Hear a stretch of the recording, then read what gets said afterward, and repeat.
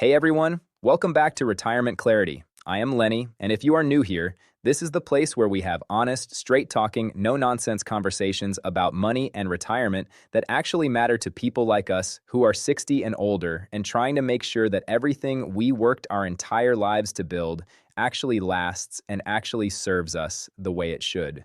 And today I want to talk about something that I consider one of the most important and most misunderstood topics in all of retirement planning, and that is Social Security claiming age.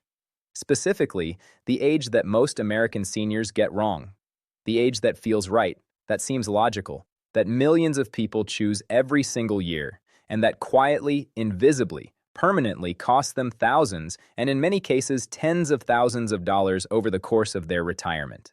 I have been wanting to make this video for a long time because I see this mistake everywhere, in the comments on this channel, in conversations with people in my community, in the statistics about when Americans actually claim Social Security versus when the math says they should. And today I'm going to lay it all out for you completely honestly so that you can make the most informed decision possible about one of the most consequential financial choices of your retirement. So please stay with me because this one genuinely matters. Before we go anywhere, my standard reminder that I always mean sincerely. Nothing in this video is personal financial advice. I am not a licensed financial advisor. I research deeply, I care about this community, and I share what I find honestly. Please always consult a qualified financial advisor or a Social Security specialist before making your claiming decision. The variables in your specific situation, your health, your spouse's situation, your other income sources, your savings, all of these matter enormously and deserve personalized professional guidance. Now let us talk about the mistake that is costing American seniors thousands of dollars every year. Let me start with the number, because I think seeing the actual dollar difference between claiming Social Security at different ages is the most powerful way to understand why this decision matters so much. Let us use a concrete example. Say your full retirement age benefit, the amount you would receive if you claimed at exactly your full retirement age, which is 67 for most people reading this, is $2,000 per month. That is a reasonable, realistic number for someone with a solid work history. Now let us look at what happens to that number depending on when you claim. If you claim at 62, the earliest possible age, your benefit is permanently reduced by 30%. That means instead of $2,000 per month, you receive $1,400 per month, every month, for the rest of your life. If you claim at 67, your full retirement age, you receive the full $2,000 per month. And if you delay claiming until 70, the latest age at which delayed credits accumulate, your benefit increases by 24% above your full retirement age benefit. That means instead of $2,000 per month, you receive $2,180 per month, every month, for the rest of your life. Now let us put those numbers in annual terms. Claiming at 62 gives you $16,800 per year. Claiming at 67 gives you $24,000 per year. Claiming at 70 gives you $29,760 per year. The difference between claiming at 62 and claiming at 70 is $12,960 per year, every year.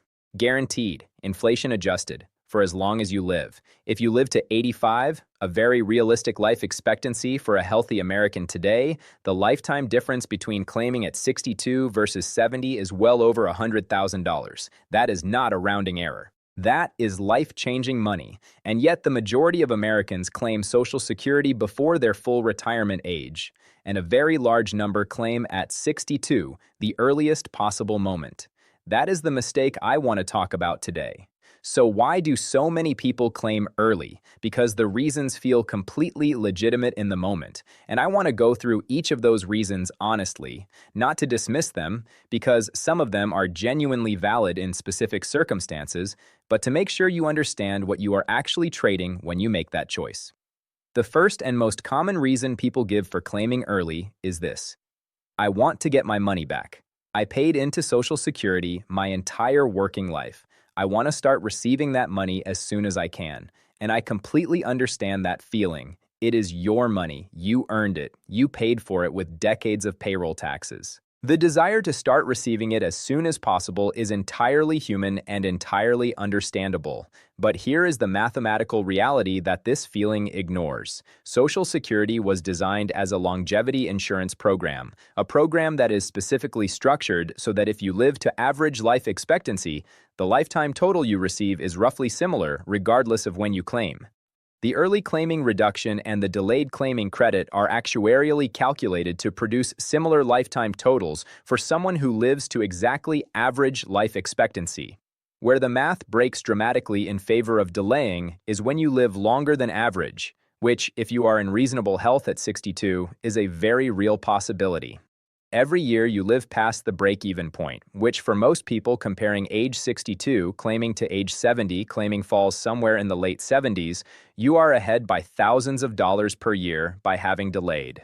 The longer you live, the more dramatically the math favors having waited. The second reason people claim early is health concerns, and this is the one circumstance where early claiming may genuinely make sense. If you have a serious health condition at 62 that meaningfully shortens your life expectancy, claiming early may be the mathematically correct decision for your situation.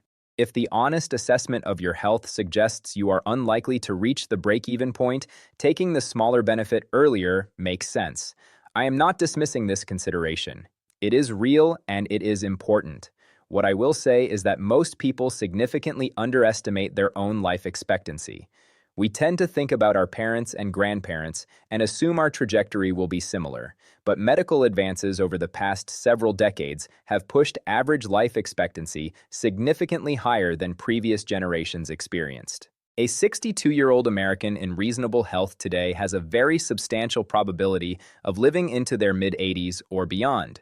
If you are claiming early primarily based on a vague sense that you might not live that long, rather than a specific serious medical diagnosis, the statistics suggest you may be making a very expensive assumption. The third reason people claim early is financial need. They simply need the income right now and cannot wait. And again, I want to be completely honest. For people in genuine financial difficulty at 62 who have no other viable income source, early Social Security claiming may be the only realistic option. Financial necessity is real, and it deserves respect. But here is what I want to say to people in that situation. Before you claim early out of financial necessity, please explore every other option available to you. Can you work part-time for a few more years? Can you draw modestly from retirement savings as a bridge strategy to allow Social Security to grow?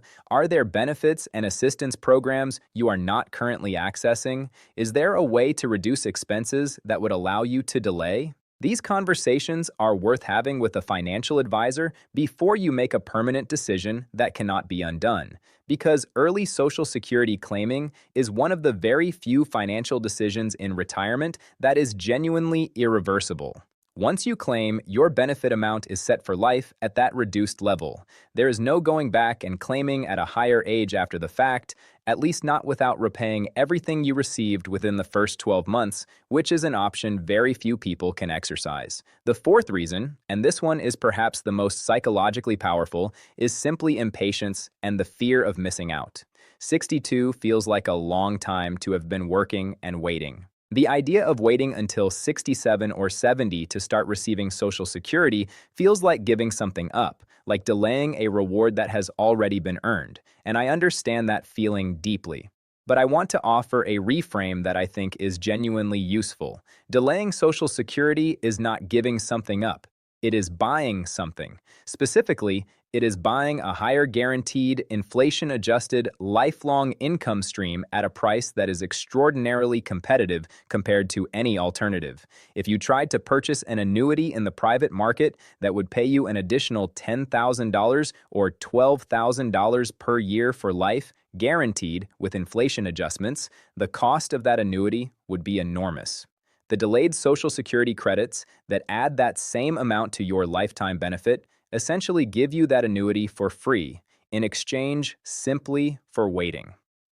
Seen from that perspective, delaying Social Security is not sacrifice. It is one of the best financial transactions available to any American retiree. Now I want to talk about the break-even analysis in more detail, because I think understanding exactly when delayed claiming starts to pay off mathematically removes a lot of the anxiety around the decision. The break-even point is the age at which the total lifetime benefits received by someone who delayed to a later age catches up to and surpasses the total lifetime benefits received by someone who claimed earlier. For most people, comparing claiming at 62 versus 67, the break-even point falls somewhere around age 78 to 79. For people comparing claiming at 67 versus 70, the break-even point typically falls around age 82 to 83. What this means practically is this: if you live past 79, you are ahead for life by having claimed at 67 rather than 62. If you live past 83, you are ahead for life by having claimed at 70 rather than 67. And once you are past the break-even point, every additional year of life adds thousands of dollars to the advantage of having delayed. Now consider that the average life expectancy for a 65-year-old American today is approximately 84 to 85 years. And consider that life expectancy estimates are averages, meaning half of people live longer than that. And for healthy, non-smoking seniors with good medical care, living into the late 80s or 90s is genuinely common. The math, for most people in reasonable health, strongly favors delaying Social Security as long as possible.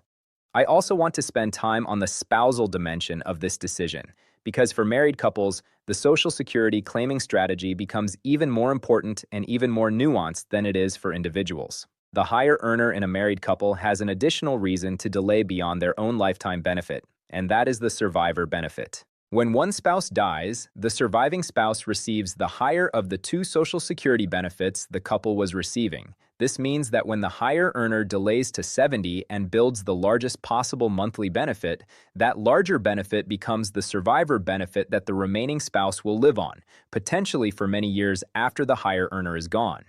For many married couples, maximizing the higher earner's benefit through delayed claiming is the most powerful financial protection they can provide for the surviving spouse.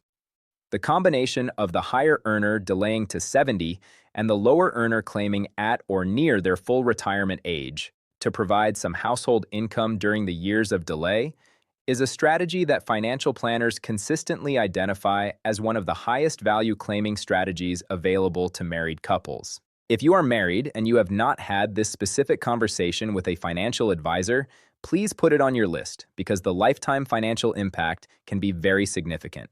Let me also address the question of whether you can work while receiving Social Security, because this is an area where a lot of confusion exists and where the rules have important implications for the timing of your claim.